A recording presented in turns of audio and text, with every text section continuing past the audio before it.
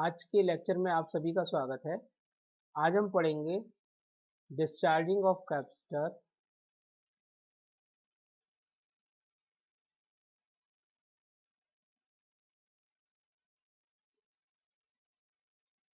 Bye inductance and resistance in series.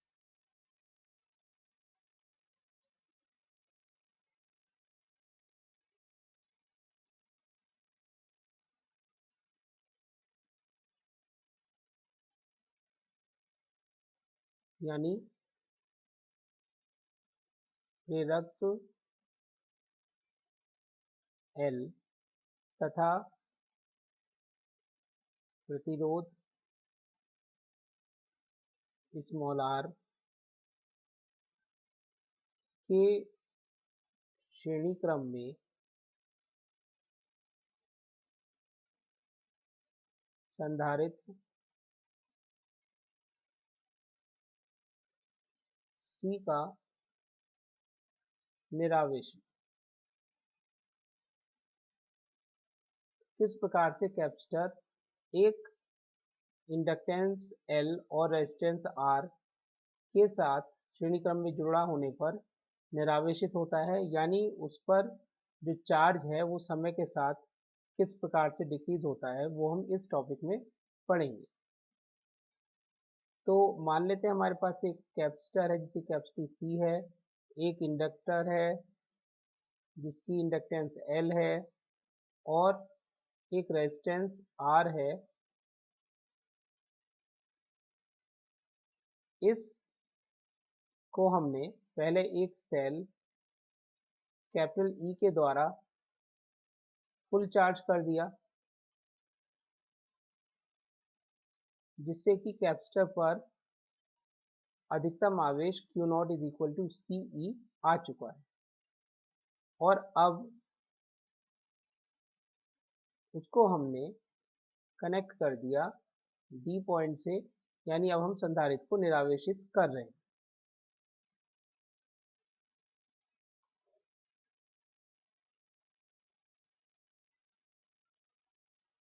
माना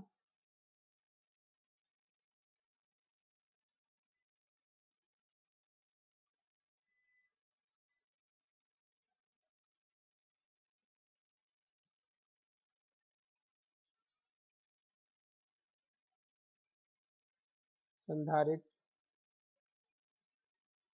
C को battery E के द्वारा पूर्ण आवेशित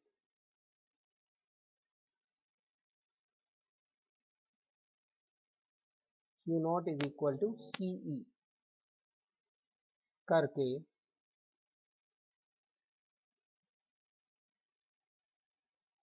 प्रेरकत्व L व प्रतिरोध R के द्वारा निरावेशित डिस्चार्ज करते हैं। तो ऐसा काम करने के लिए, इसे निरावेशित करने के लिए A को हम कनेक्ट करेंगे D से। अब हमारे पास कंडीशन क्या है कि जब हमने स्टार्टिंग करी है एट t = 0, Q = Q0।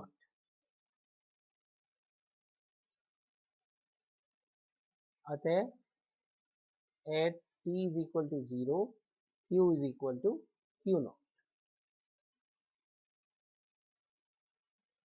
तो कैपेसिटर अब एक बैटरी की तरह काम करेगा, जिसमें चार्ज सर्किट में से फ्लो करेगा और रेजिस्टेंस R के अंदर करंट पास होगी। जब करंट का मान शुरू में ज़्यादा होगा तो जैसे जैसे आवेश कम होने लगेगा करंट का मान कम होने लगेगा, यानी इंडक्टेंस L के अंदर जाने वाला फ्लक्स चेंज होगा। इसके अंदर एक प्रेरित विद्युत भागफल उत्पन्न होगा L di/dt, जो कि करंट के घटने का अपोज करेगा। इस कारण जो टोटल चार्ज है वो एकदम क्यू नॉट से घटकर जीरो नहीं हो पाता, बल्कि उसे घटने में कुछ समय लगता है।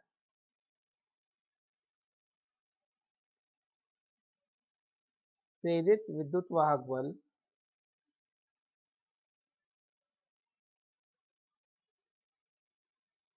L D I over D T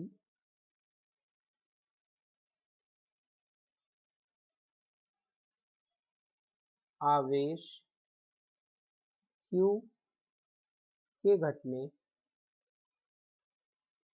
और आवेश घट रहा है तो धारा I भी घट रही है,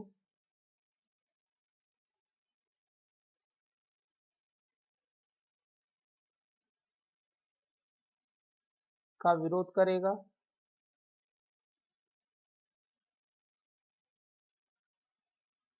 अर्थात संधारित्र के ऊपर विभव का विरोध करेगा।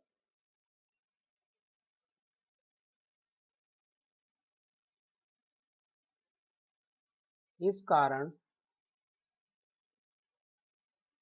आवेश तुरंत घटकर शून्य नहीं होगा,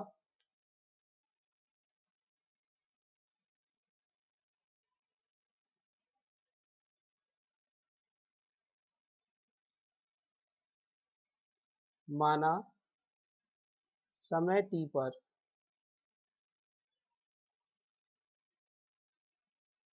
संधारित्र पर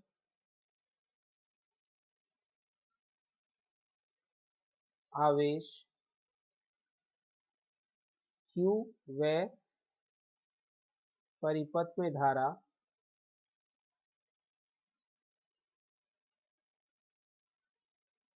I है। अतः ओम के नियम से, जैसा हमने चार्जिंग के वक्त लगाया था ओम का नियम, ऐसे ही अब लगाएंगे।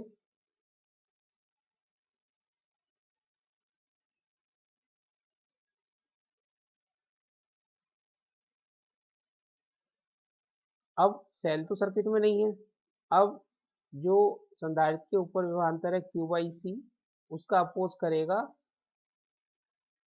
L D I over D T, प्रेरित विद्युत वाहक बल, और ये इक्वल होगा आई आर। टर्म एक तरफ ले जाते हैं,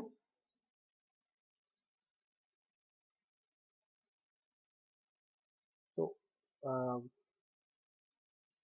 minus L D over D T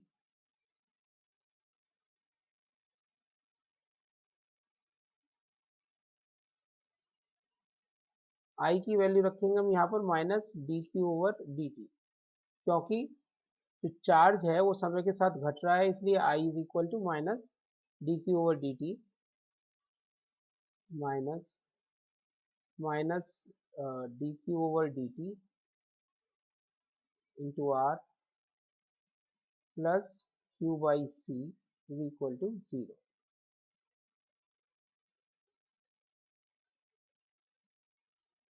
इसको सॉल्व करना है, एल से डिवाइड कर देते हैं, ये हो जाएगा D square Q over D T square plus R by L D Q over D T plus Q upon L C is equal to zero. माना R by L is equal to twice K व 1 over L C is equal to omega square, equation 1। अतः D square Q over D T square plus twice K D Q over D T plus omega square Q is equal to zero.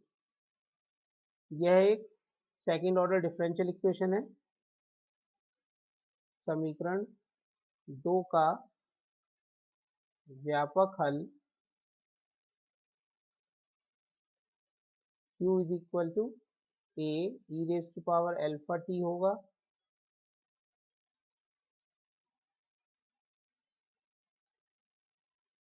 जहां ए व alpha नियतांक हैं जिसे हम boundary condition से ज्ञात कर सकते हैं।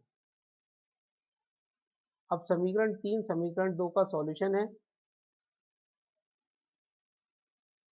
समीकरण 3 व 2 से समीकरण 3 से मान q का, D Q by T T का और D square Q by D T square का मान समीकरण 2 में रख देंगे हम, तो ये आ जाएगा a alpha square E raise to power alpha t plus twice K a E raise to power alpha t plus omega square a E raise to power alpha T is equal to 0। इसमें से common आएगा a E raise to power alpha t और अंदर बचेगा alpha square plus twice K alpha plus omega square is equal to 0। तो a E raise to power alpha T, ये तो q का मान है, ये तो 0 नहीं हो सकता। अतः जो ब्रैकेट के अंदर की टर्म है a E raise to power alpha T is not equal to 0। अतः alpha square is equal to alpha square plus twice K alpha plus omega square is equal to 0।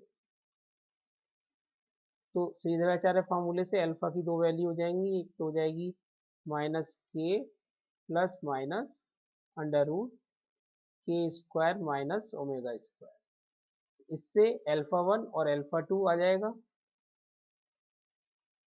Alpha 1 तो हो गया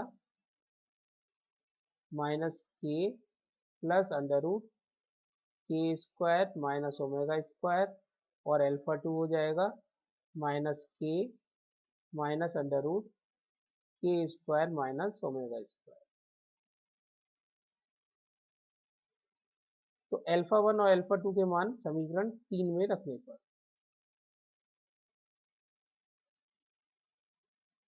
समीकरण 3 व 4 से तो q का मान आ गया हमारे पास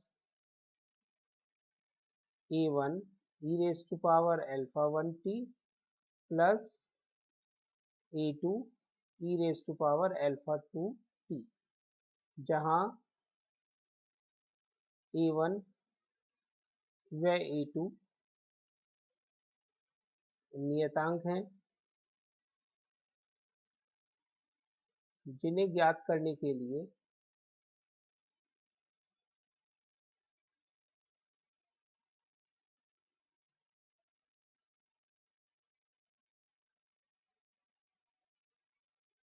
बाउंड्री कंडीशन जानते हैं हम।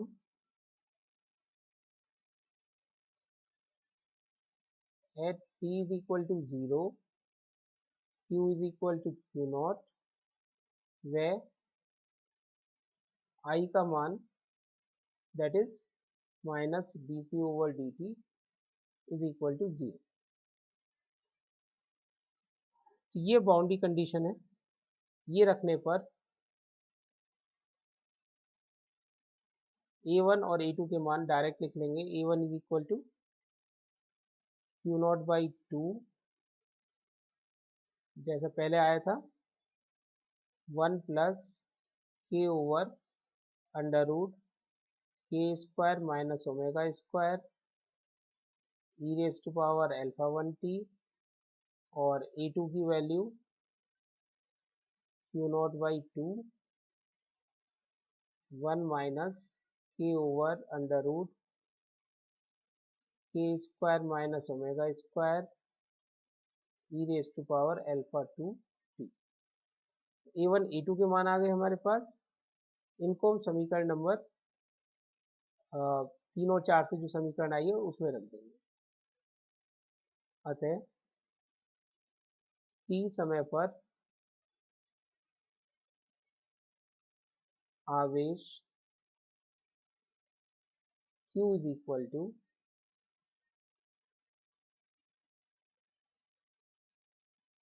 Q not by 2 1 plus K upon under root K square minus omega square E raise to power minus K plus under root K square minus omega square into T plus Q not by two 1 minus K upon under root K square minus omega square और E raise to power minus K minus under root K square minus omega square into T. ये समीकरण represent करती है कि time T पर अगर हम किसी संधारित्र को निरावेशित कर रहे हैं एक इंडक्टर L और एक रेजिस्टेंस R के सीरीज कॉम्बिनेशन से, तो संधारित्र पर बचा हुआ आवेश स्मॉल q टाइम t पर कितना हो। ये आ गई समीकरण नंबर 5। अब इसमें भी समीकरण नंबर 5 में भी 3 केस होंगे जैसे पहले हमने चार्जिंग में पढ़े थे। केस 1 पहला लेते हैं हम, केस 1 भारी अवमंदन हैवी डैम्पिंग या dead beat without oscillation dead beat. इसमें क्या होता है, के स्क्वायर का मान बड़ा होगा ओमेगा स्क्वायर और के की वैल्यू थी r/2l। इसका मतलब R square by 4l square greater than 1/LC, या हम कह सकते हैं कि आर स्क्वायर का मान बड़ा होगा 4l/C से।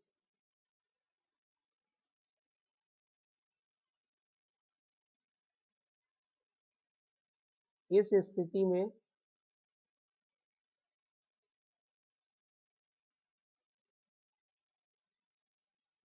समीकरण 5 के राइट हैंड साइड के दोनों पद, दोनों चरघातांकी पद वास्तविक होंगे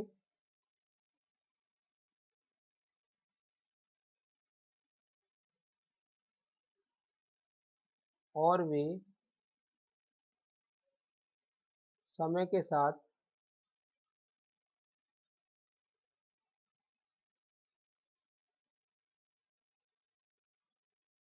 घटकर शून्य हो जाएंगे।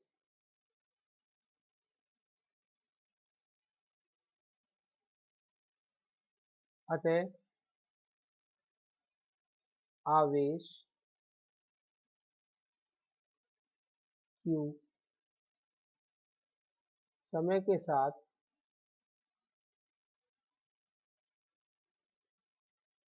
Q0 से घटकर बिना दोलन करे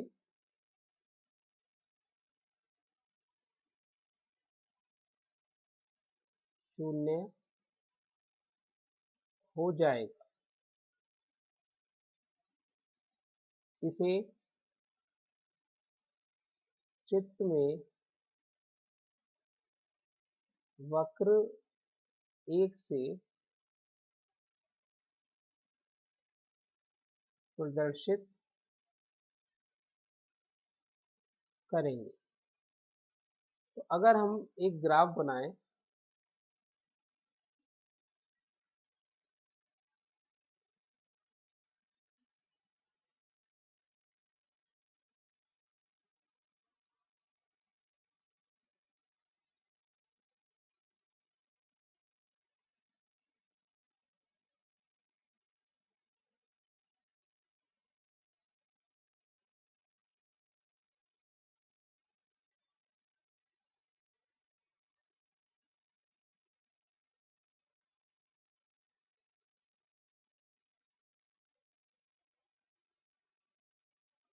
हम एक ग्राफ प्लॉट करते हैं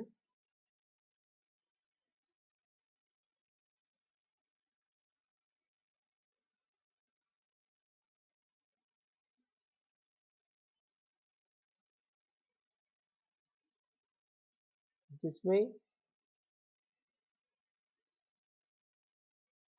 y एक्सिस पर तो आवेश q है और x एक्सिस पर समय t है।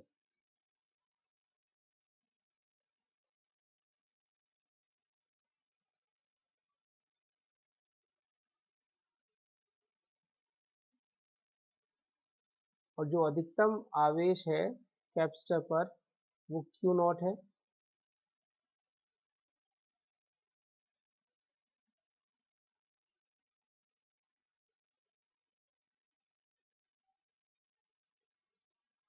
तो पहली स्थिति जब आवेश भारी अवमंदन है और आवेश Q नॉट से घटकर शून्य होता है चरघातांकी रूप से,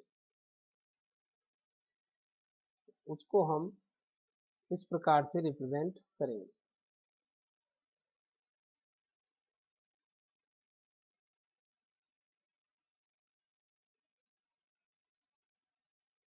ये तो हो गया पहली स्थिति। अब हम बात करते हैं सेकंड केस की। केस सेकंड, क्रांतिक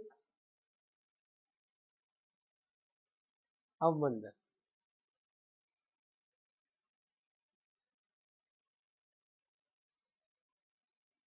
या अदोलनीय स्थिति।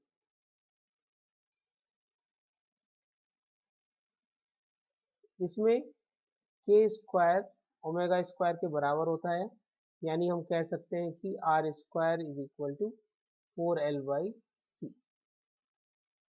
अब इसको मैथमेटिकली देखने के लिए कि Q का मान समय पर किस प्रकार से निर्भर करेगा, हम मान लेते हैं, माना under root K square minus omega square एक बहुत सूक्ष्म मान है स्मॉल h, जहां स्मॉल h अप्रोचेस टू 0। ये वैल्यू हम इक्वेशन नंबर 5 में, जो 5 हमारी आई थी, इसमें रख देंगे। डायरेक्ट हम यहाँ पे रिजल्ट का यूज करेंगे। अतः समीकरण 5 से Q is equal to, direct हम यहाँ पे रिजल्ट लिखेंगे, Q is equal to Q naught 1 plus KT और e raise to power minus KT।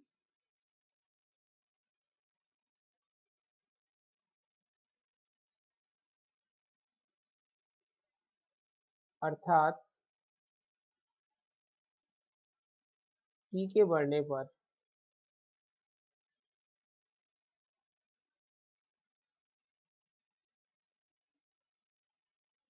Q का मान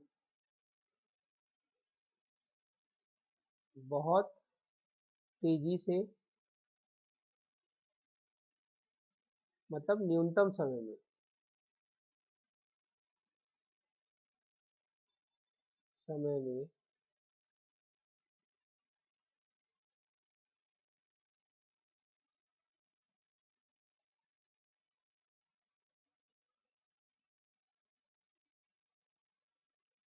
Q नॉट से शून्य हो जाएगा। इसे चित्र में वक्र 2 से प्रदर्शित करेंगे।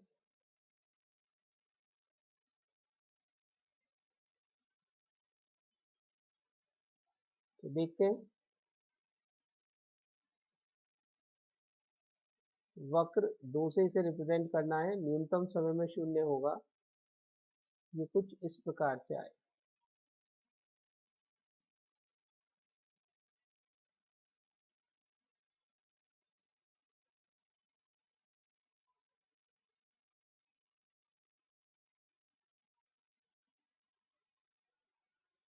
केस 3,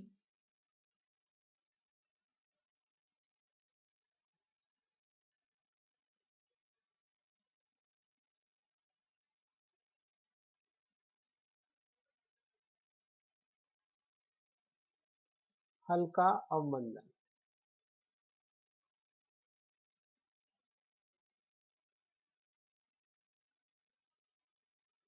यानी दोलनी अवमंदन।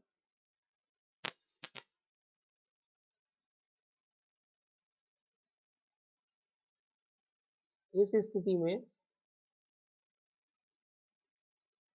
के स्क्वायर का मान ओमेगा स्क्वायर से कम होगा, अर्थात आर स्क्वायर का मान कम हो जाएगा 4L/c से।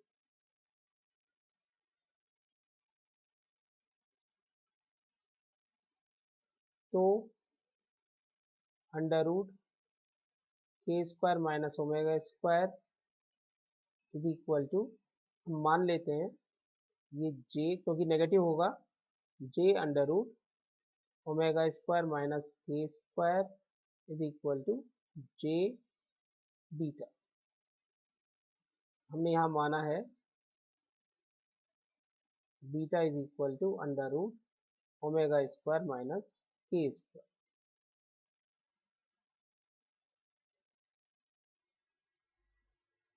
अतः समीकरण 5 से 5 में मान रखेंगे Q is equal to Q not by 2 1 plus K over J beta E raise to power minus K plus J beta into T plus Q not by 2 1 minus K over J beta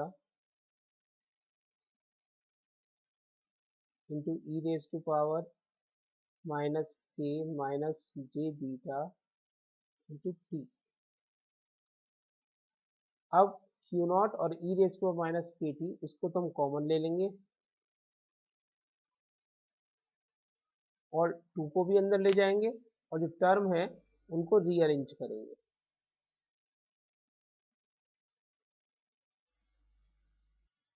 तो ये convert हो जाएगा E raise to power J beta T plus E raise to power minus J beta T upon 2 plus K upon beta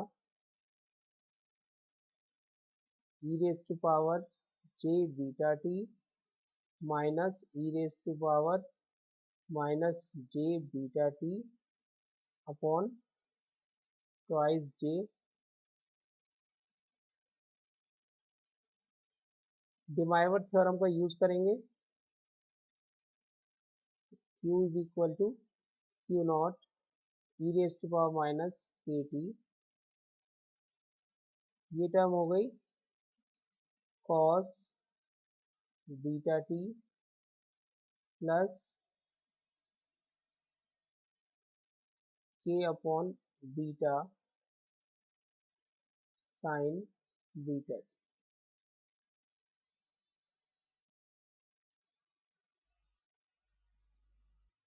समीकरण number इसे 6 ले लेते हैं।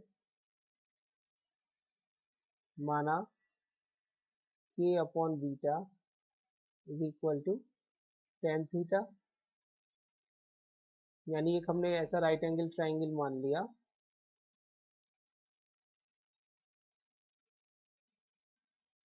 जिसका परपेंडिकुलर तो के है और बेस है बीटा। तो इसका हाइपोटेनस हो गया under root K square plus beta square, और बीटा स्क्वायर माना था हमने omega square minus K square. के स्क्वायर कैंसिल, ये आ गया हाइपोटेनस ओमेगा।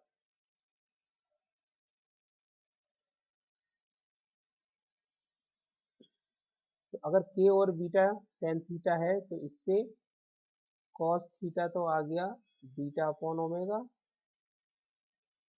और साइन थीटा आ गया के अपॉन ओमेगा। समीकरण नंबर 7। समीकरण नंबर 7 से मान समीकरण 6 में रखने पर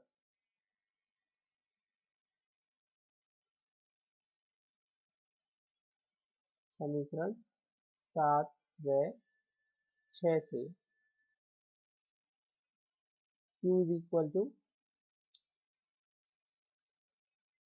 Q naught e raise to minus KT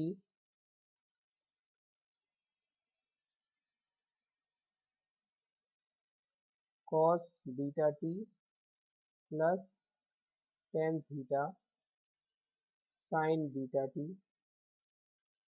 tan theta को ओपन करेंगे तो sin थीटा और cos थीटा, और cos थीटा का एलसीएम लेके बाहर ले लेंगे। Q naught e raise to minus KT over cos theta, अंदर टर्म हो गई cos beta t cos theta plus sin beta t sin theta.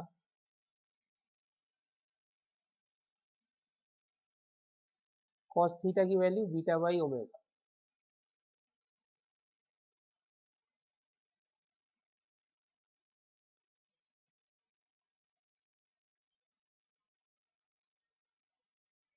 और कैपिटल ब्रैकेट के अंदर की टर्म बन गई cos beta t minus theta.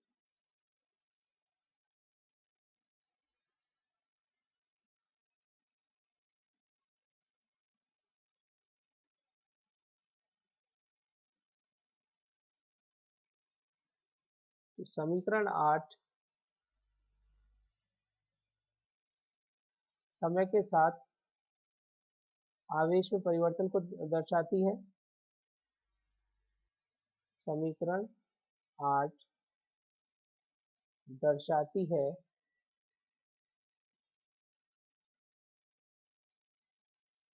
कि आवेश समय के साथ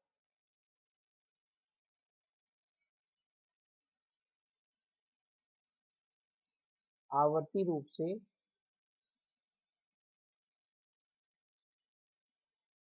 बदलेगा और इसका आयाम, क्योंकि आयाम की टर्म में e raise to minus KT आ रहा है, इसका आयाम चरघातांकी रूप से घटेगा, एक्सपोनेंशियली डिक्रीज होगा। जो इसका एम्पलीट्यूड है, इसका आयाम चरघातांकी रूप से घटेगा। इन दोनों की आवृत्ति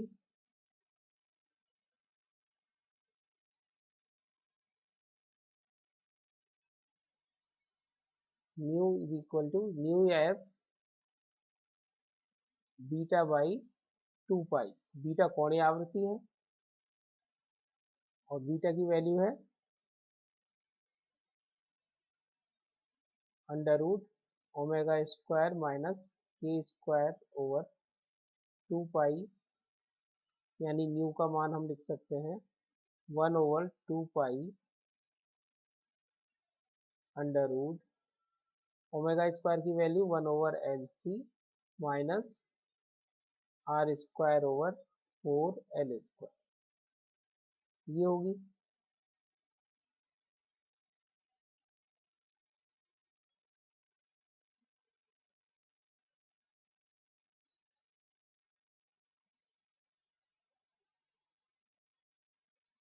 इसे चित्र में वक्र 3 से प्रदर्शित करेंगे।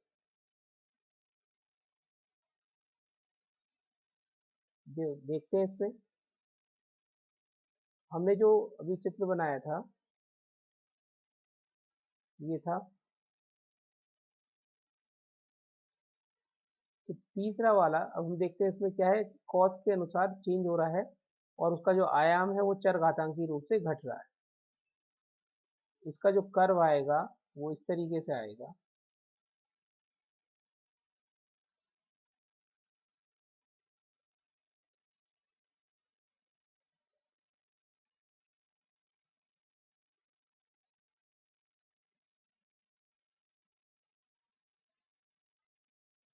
जो आयाम है वो चरघातांकी रूप से घटेगा।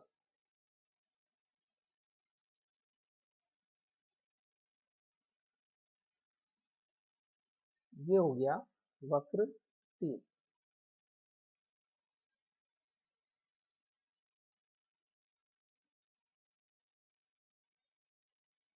इस प्रकार से ये 3 केस हो गए जब संधारित्र एक प्रेरक L और रेजिस्टेंस R के श्रेणी क्रम से निरावेशित होता है। 3 स्थिति हो सकती है, भारी अवमंदन की, क्रांतिक अवमंदन की और हल्के अवमंदन की। दोनों स्थिति तभी आएगी जबकि हल्का अवमंदन हो, यानी कंडीशन ये हो कि R स्क्वायर का मान 4L/C से कम हो। कभी कभी इसमें स्पेशल केस पूछ लेते हैं कि यदि R का मान 0 हो तो क्या होगा। यदि R का मान 0 की तरफ अप्रोच करे तो mu is equal to 1/2 under root 1/LC minus R square by 4L square से म्यू की वैल्यू हो जाएगी 1/2 अंडर रूट LC, और जो कि किसकी कंडीशन है, अनुनाद की शर्त है, या ये अनुनादी आवृत्ति है, अर्थात L व C में वैद्युत दोलन होने लगेंगे, अर्थात वैद्युत दोलन होने लगेंगे। तो इस प्रकार से हम अलग अलग कंडीशन दे सकते हैं संधारित्र के आवेशन की और निरावेशन की। धन्यवाद।